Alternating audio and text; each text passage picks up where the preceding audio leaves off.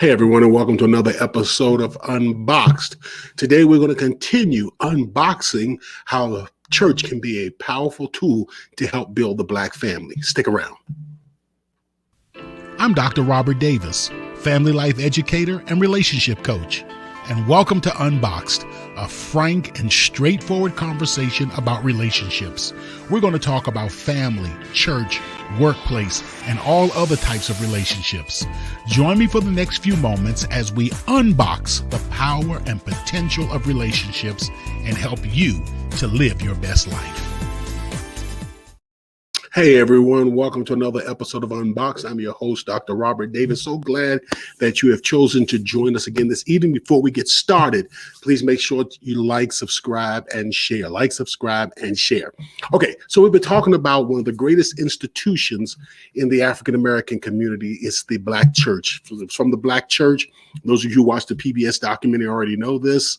From the Black church, a civil rights move. From the Black church rose HBCUs. From the Black church arose Black education, Black male empowerment, Black female empowerment, entrepreneurships, economic opportunities. All these things came from the Black church.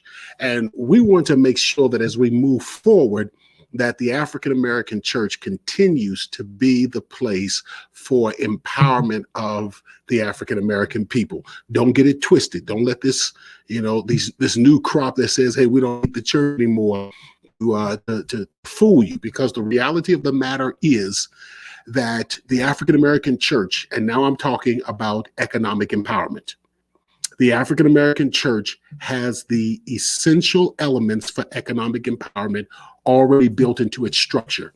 Number one, whenever you have a group of people who have been oppressed, marginalized, and victimized, one of the most difficult things to do is to bring them together as a unit. The Black church has done that. They brought the people together as a unit. Second of all is to get that unit to trust each other.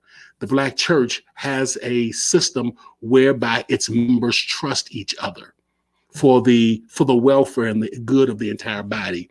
The third thing is getting people to donate financial resources into one pot for a common good. The Black church already has that in place. The fourth thing is having a system of managing those finances, a system that can be trusted, of managing those finances and dispersing those finances. The African-American church already has that in place. You're not going to just get a bunch of excited people off the street to come together and start putting their money into a pot in order to get it to grow. The Black church already has that in place.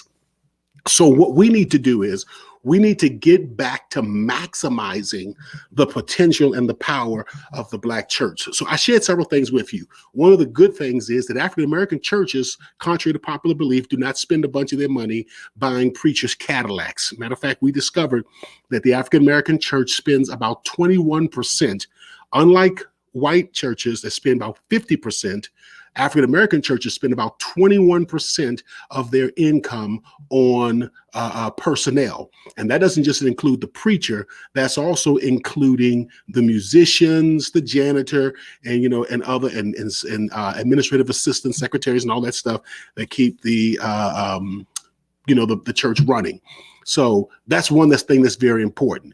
As I shared before, we've gotten away from using the church as a launch pad for entrepreneurship, a launch pad for home ownership and things of that nature. And now since segregation, we really do turn to banks and integration, We turn to traditional white-owned banks and things of that nature in order for economic empowerment, in order to get loans and things of that nature. You cannot look to someone outside to economically empower your own people. You've got to look internally. And so we have to go back to the institutions that are already in our community. The Black church is one of them. And in order for the Black church to do this, it has to be intentional. It has to be intentional to say, you know what, we're going to put our funds aside in order to build up the Black church, because it doesn't make sense for you to be a member of a congregation for 30 years and then you have to turn around and go to Bank of America for a loan. It doesn't make sense that you're a member of a church for 50 years and your grandkids have to go out to Wells Fargo to get funding in order to go to college or to start a business. So I've shared all of this before. I'm going to take about 3 minutes and I'm going to share with you 3 or 4 very practical things that churches need to do. And this is something that you can do in your own local congregation. First thing is we talk about pooling funds together, working as a team to build up the economic empowerment of the local congregation and as the church. The first thing that one of the easiest things that you personally can do and any church can do is start an investment club.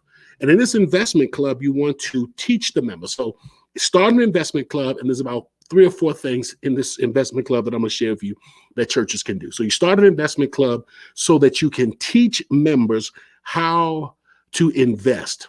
So that because you have to have a literacy program, a financial literacy program for the members. So teaching members how to invest, teaching members how to identify and to maximize multiple streams of income. That's what an investment club does. One component of the investment club is the educational component.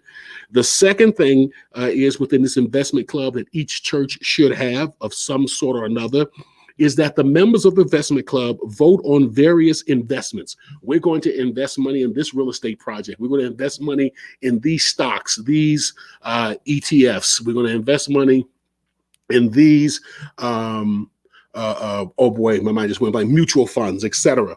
So the investment club not only learns about investment, then makes decisions as a team on how they're going to invest and how they're going to have multiple streams of income for the empowerment of the body. And then the next thing is the investment club votes on how you're going to restrict the funds for economic empowerment. Because unfortunately, unless you're intentional, you'll end up using those monies for new sound systems, new pews, redo the baptistry, and all those other things. So you really do have to make sure that you restrict the funds. And that's why every single investment club, and this is not a big thing, every single investment club needs to also make sure that they have a financial advisor. And you will be surprised. There are financial advisors who will work with your investment club for free, or of course on a contingency basis, because one of the things that I've learned is that Blacks, don't tell everybody, successful Blacks actually do like to help other Blacks. So if you find a Black financial advisor and say, my church has an investment club and we're going to let you come in and give us, advice on how we should invest our monies. And we're also going to encourage the members of the investment club to use you as their personal financial advisors. You'll be surprised at how easy it will be to find a Black financial advisor, especially in this climate where we don't have to be in person. So every church should have a financial advisor. I didn't say a treasurer. I didn't say the chair of the finance committee, a financial advisor that works with your church to talk about how you're going to invest, what stocks, et cetera, bonds, things of that nature that your church is going to own, real estate ventures, all of that stuff. And then also, of course, to keep it as clean as possible, I also recommend that you have a good attorney that works so that the restricted funds that works with you, a good attorney that works with you so that restricted funds are not used to be spent on things that are not economic empowerment. New pews don't economically empower people. A new sound system and video system don't economically empower the church. It's wonderful for the religious entertainment production quality, but it does not help to empower the church economically. And the church must be a place where the Black community is economically empowered. All right. Just got the cue that my time is up. I want to thank you for joining in. I know I said this yesterday, and I promise tomorrow we're going to transition. I want to thank, I'm just going to put up one quick thing before I go. Anitha Hill says, agreed. I had one come to our church and he did it for free. I'm glad you said that, Miss Hall, not Hill, Miss Hall. Thank you so much, because that's true. They will come. We've had the same thing at my church. All right, listen, my friends, I'm so glad that you chose to join with us. Tomorrow, we're going to unbox how the church can help the Black family strengthen and function better. We'll talk about how that looks tomorrow. So join on right in with us. Until then, have a good evening and take care.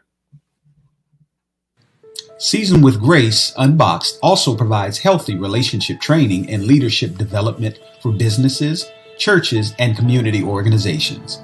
For a free consultation to discuss your team's needs, please contact us at our website at swg-unboxed.org. That's swg-unboxed.org.